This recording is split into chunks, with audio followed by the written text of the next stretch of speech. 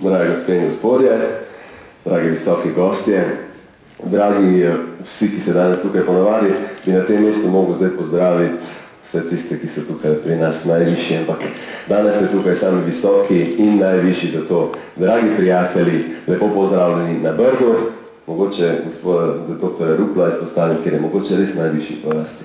Pozdravljeni. Ja, torej, dobrodošli na Brdu, lepo, da ste prišli malo pofircati in pogledati, v kakšnih novih prostorih, s kakšnim novim logotipom, s kakšnim novim spletnim mestom bo Slovenija čez dober mesec začela poveljevati Evropi. Je pa prav, da res tako na začetku novno povabim slavnostnega govornika danes, ki sem ga že omenil, dr. Dimitrij Rupel, prosim, izvolite.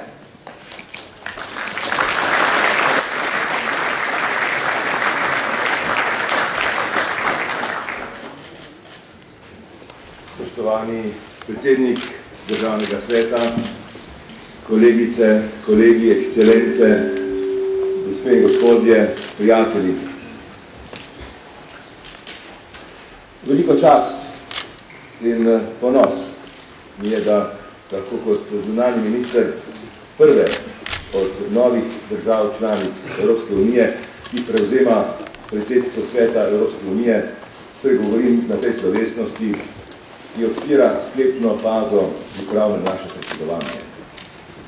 Od prevzema predsedstva iz rok prijateljske Portugalske nas loči le še mesec dni. Vprašanje, ki nam do teh dneh najpogosteje zastavljajo novinarji, pa tudi politiki in diplomati, je, kaj pravzaprav Slovenija pričakuje od predsedovanja, oziroma kakšna bo po zaslugi Slovenije Evropska unija čez 6 mesecev.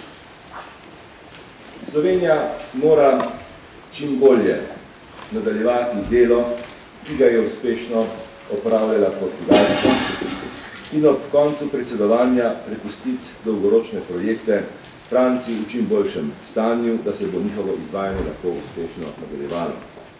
Če bi vam to pred 2 letoma in pol, torej takrat, ko je vlada Republike Slovenije sprejela odločitev o gradnji kongresnega centra Brdo, poskušal z besedami opisati vse prednosti takšne odločitve, mu verjetno ne bi verjeli. Naj bi uporabil še tako slikovit besednjak, vtis se v ničemer ne bi mogel primerjati z vtisom, ki vam ga ta objekt pusti danes. Vstopili ste v dvorano, kjer bodo potekala najpomembnejša srečanja evropskih državnikov, kjer se bodo sprejemale odločitve za boljši jutri državljank in državljanov Evropske unije in iskali odgovori na najzahtevnejše dileme Evropske unije ter širšega sveta. Na današnji dan javnosti predstavljamo tudi nov simbol slovenskega predsedstva.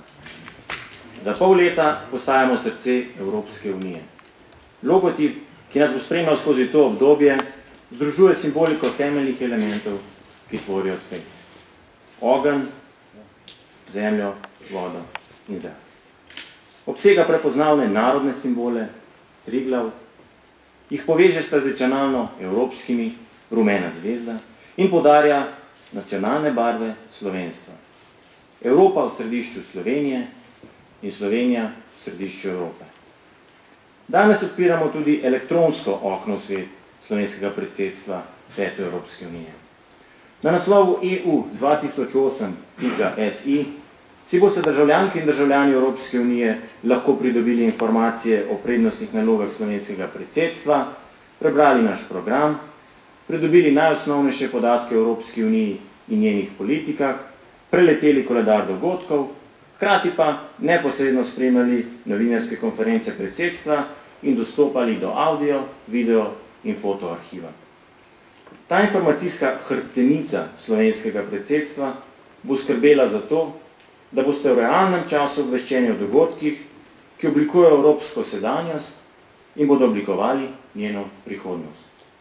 Konferenčni center, logotip in spletno mesto predstavljajo res zgolj embalažo tistega, kar smo vključili v program predsedovanja in v prednostne naloge. A je to zato toliko bolj viden element? V prvi polovici 2008 bomo to embalažo uporabili na vsakem dogodku, ki se bo zgodil v okviru naše evropske agende. Za današnjim dnem postaja simbol vsaj za naslednjih 7 mesecev del naše nacionalne identitete. Vsakič, ko se bo pojavil v javnosti, se bo s tem javnosti predstavljala tudi Slovenija. In vsakič, ko se pojavlja Slovenija, se s tem svetu predstavljamo tudi mi, državljanke in državljani Republike Slovenije. Naj torej zvezda v srcu Triglava sveti, medtem ko Slovenija vodi. Zdaj pa je prav, da spregovorimo tudi malo o tem novem kongresnem centru. Vemo, da je Brdo že od nekdaj uveljavljen protokolarni objekt, 500 hektarjev lepih površin, gozdov, ribnikov, mnogo skritih kotičkov, najbrž jih mnogi že poznate. Potem je tudi na Brdu znani dvorec, okrog katerega se je, ne vem, kot povec preganjal mladi Žiga Zojs. Potem je bil tukaj veliko let Pavel Karađorđević. Dvorec je uporabljal tudi naš skupni oče, Josip Broz Tito. Najbolj znan pa mislim, da najbolj znano pa je Brdo postalo takrat, ko sta se po teh okoliških tratah zapeljevala Bush in Putin. Res lepo je bilo Brdo takrat. Ampak sedaj je še lepše s tem novim protokolarnim objektom, kjer se bo v prvi polovici leta 2008 zvrstilo 130 dogodkov, okrog 130, morda še kakšen več, kar 11 bo na ministerski ravni. Kar pomeni, da komaj kakšen dan tukaj ne bo zanimivo, če vemo, da bo Slovenija predsedovala Evropski uniji 182 dni, kar je zelo, zelo pomemben podatek, en dan več, kot mnogi, ki so poveljevali v podobnih obdobjih v prejšnjih letih, ker je prestopno leto, naslednje leto. Torej upam, da bomo to dobro izkoristili. Drugače pa tale kongresni center zajema 9000 kvadratnih metrov na 3 etažah, kasneje si boste jasno seveda to lahko vse tudi ogledali. V kleti so servisni deli s kuhinjo in skladišči ter infrastrukturni prostori, torej lačni jasno ne boste.